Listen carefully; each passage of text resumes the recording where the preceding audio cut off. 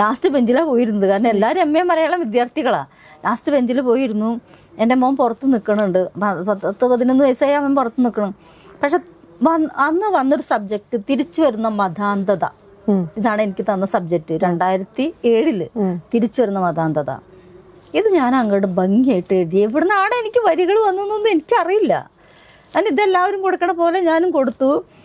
പിന്നെ ഞാൻ പോന്നു. അങ്ങനെ ഞാൻ കാരണം എൻ്റെ വീട് പണി നടക്കുന്ന സമയം. അപ്പം ഞാൻ കൊടുത്തിട്ട് പോന്നു.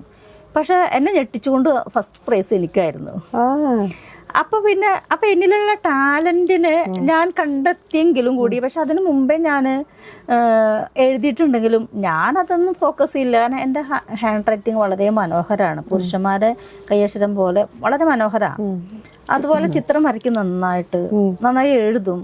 പാട്ട് പാടോ ചോദിച്ചാൽ നന്നായി നൃത്തം ചെയ്യും. കാരണം ചെറിയ 5 വയസ്സിലാണ് ഏറ്റവും ആദ്യം സ്റ്റേജിൽ കയറുന്നത്. അപ്പം 5 വയസ്സിൽ സ്റ്റേജിൽ കയറുമ്പോൾ എൻ്റെ ചെറിയച്ഛൻ്റെ മോളാണ് എനിക്ക് ഡാൻസ് പഠിപ്പിച്ചു തരുന്നത്. എനിക്ക് കയറാൻ ആദ്യമായിട്ട് എനിക്ക് അന്ന് ഡാഡി മമ്മി എന്നൊക്കെ പറഞ്ഞിട്ടൊരു പാട്ട് പാടിയിട്ട് അങ്ങനെ. പക്ഷെ അന്നും ഫസ്റ്റ് പ്രൈസാണ്. 5 വയസ്സിൽ ആദ്യമായിട്ട് 1ാം ക്ലാസ്സിൽ പഠിക്കുമ്പോൾ ഫസ്റ്റ് പ്രൈസാണ്. പഠിപ്പിച്ചെന്നാ അവൾക്ക് സെക്കൻഡ് പ്രൈസും. അങ്ങനെ മുതൽ ഞാൻ 10ാം ക്ലാസ്സിൽ ഇറങ്ങണ വരെ സ്റ്റേജ് ഷോക്ക് എല്ലാം സ്കൂളിൽ ഫസ്റ്റ് പ്രൈസാണ്.